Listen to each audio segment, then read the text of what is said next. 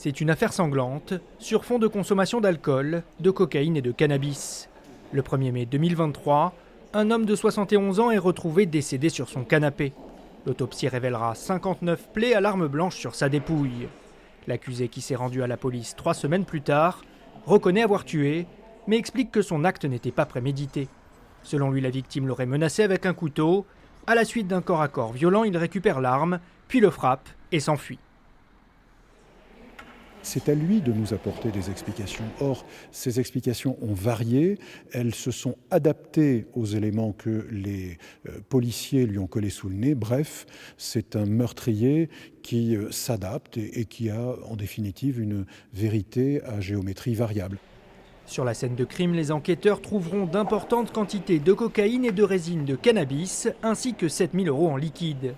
Pour les avocates de l'accusé, cette découverte exclut à elle seule la thèse du meurtre motivé par l'argent. J'espère simplement que les jurés vont comprendre en réalité qu'on n'est pas dans le cadre d'un règlement de compte, que les victimes vont entendre qu'il y a eu une dispute qui a dégénéré. Alors, c'est pas pour excuser mon client qui reconnaît et assume entièrement sa responsabilité, mais ça permet d'expliquer. L'accusé encourt jusqu'à 30 ans de prison. Le délibéré est prévu pour demain.